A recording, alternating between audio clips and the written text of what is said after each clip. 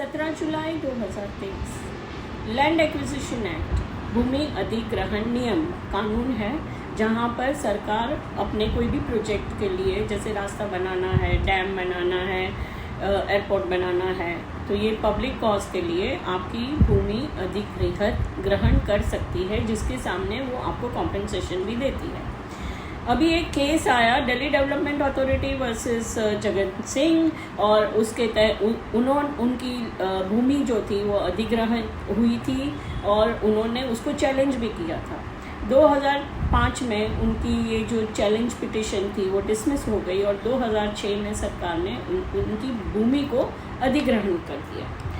अब उनको कॉम्पेंसेशन नहीं मिला था, तो उन्होंने दूसरी एक पिटिशन दायर की, जहां पर दिल्ली हाई कोर्ट ने उनको 2000 दायर की, जिसमें ये कहा कि मुझे ये जो मेरा एक्विजिशन है उसको लैप्स माना जाए, और मुझे जो नया कानून आया है, जो right to fair compensation and transparency in land acquisition rehabilitation resettlement act 2013, उसके तहत 24(2) के तहत मुझे कॉम्पेंसेशन ग्रांट किया जाए और उसको जो पहले अधिग्रहित हुई थी उसको लैप्स किया जाए।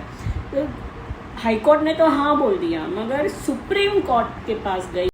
सुप्रीम कोर्ट के पास जब गई ये मैटर, तो जो कलम 24 है, ये जो फेयर कॉम्पेंसेशन एक्ट की 2013 का जो नया कानून है भूमि अधिग्रहण नियम का, उसका इंटरप्रिटेशन किया। तो कोर्ट ने पहले 24 को, सेक्शन 24 को पढ़ा। तो सेक्शन 24 में क्या लिखा है? Where an award under section 11 has been made 5 years before the act, मतलब कि जो 2013 का कानून आया था उसके 5 साल पहले अगर अवार्ड हो गया है, सेक्शन 11 जो पुराना कानून है 1894 का, उसके तहत अगर अवार्ड हो गया है और 5 साल भी हो गए हैं, but the physical possession of land has not been taken और compensation has not been paid, then the proceeding would lapse. तो कैसे माना जाता है कि प्रोसीडिंग, जो अधिग्रहण का प्रोसीडिंग है, वो लैप्स माना कभी जाता है? तो सुप्रीम कोर्ट ने कहा कि फिजिकल पोजेशन नहीं लिया, और मतलब कि और कॉम्पेंसेशन भी नहीं दिया, तो प्रोसीडिंग लैप्स माना जाता है।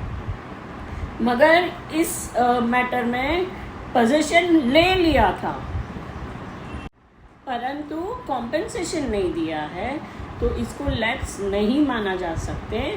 और ये जो 24(2) है 2013 का जो नया कानून है, वो इस केस को अप्लाई नहीं होता है, तो ये लैप्स नहीं माना जाएगा।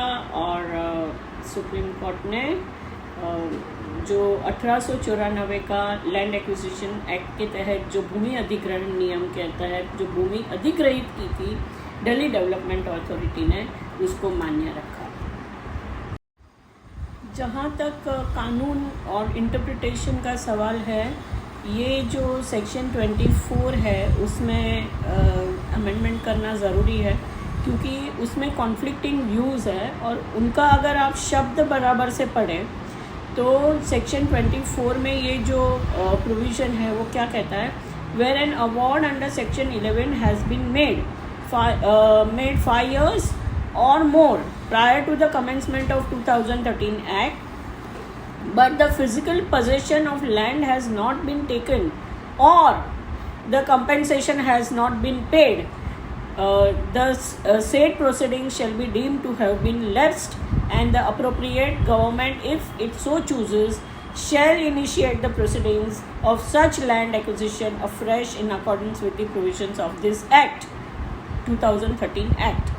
अगर आप इसका डिक्शनरी मीनिंग भी ले, द वर्ड और है, वहाँ पर एंड नहीं है, और है, तो और का अगर आप डिक्शनरी मीनिंग ले तो ये डिसजंक्टिव है, मतलब कि या तो जो जैसे हम कॉमन पार्लेंस में बोलते हैं कि नॉर्मली हम समझते हैं as a student in school और कॉलेज, या तो आपका पोजीशन ले लिया है, और या तो आपको पैसे नहीं मिले हैं, पोजीशन नहीं लिया है और या तो आपको पैसे नहीं मिले हैं। ये दो चीज़ है वो जो सेक्शन 24 है। तो इसमें बहुत सारे जजमेंट है जो प्रूव करते हैं कि जो वर्ड और है, ओ आर, अंग्रेजी वर्ड है और, ओ आर, वो डिसजंक्टिव है और कंजंक्टिव नहीं है। वो दोनों वाक्यों को अलग करता है, इकट्ठा नहीं करता। तो ये जो रीडिंग आया है सुप्रीम कोर्ट का, उस पर गौर करने की ज़रूरत है, क्योंकि उसके पहले एक ये पिटिशन जो फाइल हुई थी, उन्होंने 2 केस पे रिलाई किए थे। तो पुणे म्यूनिसिपल कॉरपोरेशन जो है एंड अनदर, उस पर रिलाई किया था और उसको इंदौर डेवलपमेंट अथॉरिटी के केस में सेट असाइड किया, ओवर रूल किया। और इंदौर डेवलपमेंट अथॉरिटी में कोर्ट ने क्या बोला, the word or should be read as nor. तो ऐसे हम रीड नहीं कर सकते। या तो आप सजेशन दो कि ये जो सेक्शन 24 है, जो कलम 2 है 2013 का एक्ट की, उसको अमेंड करो, या तो फिर उसका करेक्ट मीनिंग जो है वो डिसजंक्टिव है, तो आप उसको मान्य रखो। आप ऐसे नहीं कह सकते।